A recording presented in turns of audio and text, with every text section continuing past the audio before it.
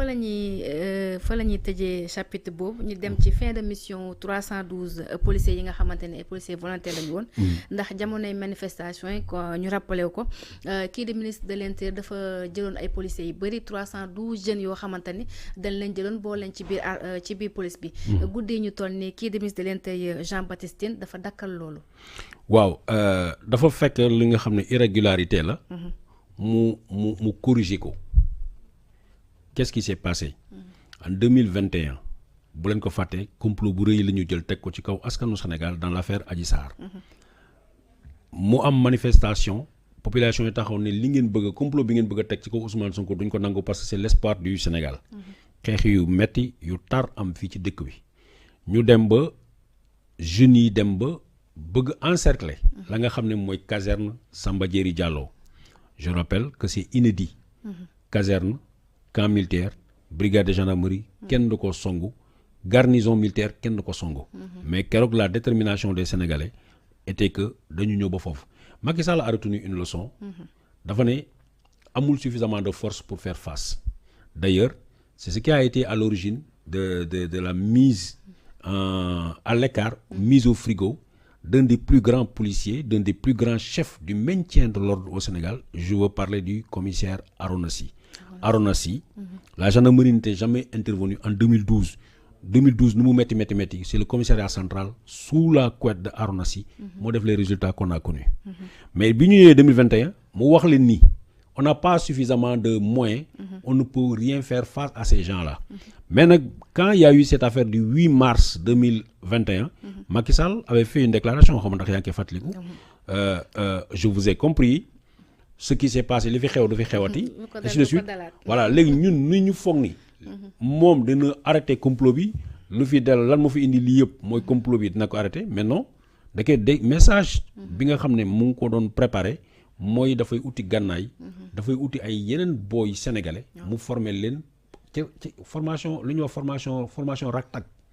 lañ leen def yóbbu leen former leen taf ñu jël ñi booy yi ñi ay chômeur la ñu woon ñi ay dawal ko Jakarta la ñu woon am na ay booy yoo xam ne man xam naa leen sama koñ booy yoo xam ne dañu doon naan caayin ataaya matin midi soir ñu xëy benn jour formation rak-tak ñun di leen solo leen tenue ne leen ay policiers ngeen. xanaa moo waroon torture yu bëri.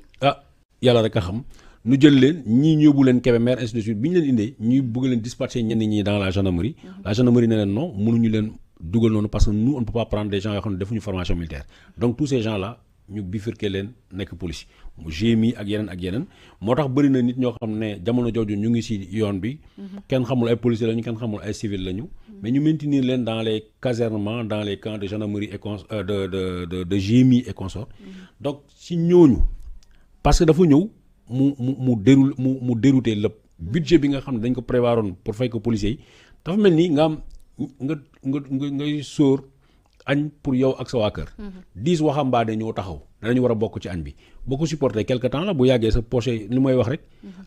gaalu juróom-ñetti wala kaana boo koy dawal yow kenn boo koy jëw yow kenn bu yàggee yow it nga doon juróom-ñeenteelu wala kaana bi donc c'est ce qui se passe l'État a compris déjà le mode de recrutement n'est pas régulier ils avaient été dañu leen recruter woon ci benn besoin boo xam ne moo tax woon mooy nañu jàmbaarloo ak doomi Sénégal yi ñu jël yeneen doomi Sénégal dugal seen bopp nii seen frères yi ay terroristes lañu ay forces occultes lañu ainsi de suite termes yi j'en passe parce qu'on a vécu ça léegi nag ñooñu ñu formé ci maintien de l'ordre ñooñu ñu formé ci dóor ñooñu ñu formé pour di dem di enlever parce que am na ñoo xam ne ils ont séquestré ils ont enlevé des gens ils ont torturé des gens ainsi de suite je parle des forces ya nekkoon sur le terrain à ce moment précis waxuma booy yi ñoo ko def waxuma policiers yi tonu yi mais am na ay nit c'est le rôle de la police de nous dire ñan lañu numéro 9 ak numéro 10 ñoom ñëpp a ci yem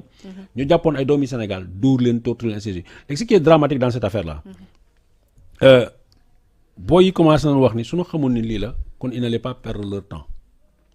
parce que doo ma sol la tenue nga formé ma ne ma yow commando ainsi de suite ba nga yaakaar benn statut social am na sax boo moyet la ñoo xam ne diggoon nañ leen seen doom bàjjen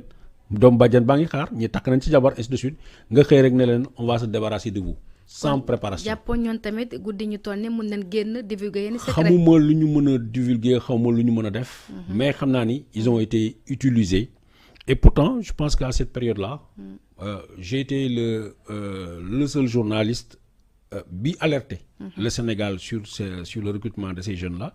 et puis ma fàttali leen ni encore waxoon naa leen ni le sort d'une marionnette c'est de disparaître à la fin du spectacle spectacle ba jeex na affaire Adji Sarr jeex na sànnante xeer jeex na tojante bopp jeex na on n'a plus besoin de dañ leen di wax ni merci et au revoir c'est aussi simple que ça. ci merci au revoir boobu sax la ñuy tàggoo ñun tamit dernier mot. dernier mot mooy maa ngi lay ñaanal jàmm di ko ñaanal waa Sénégal yëpp. merci mbokku internet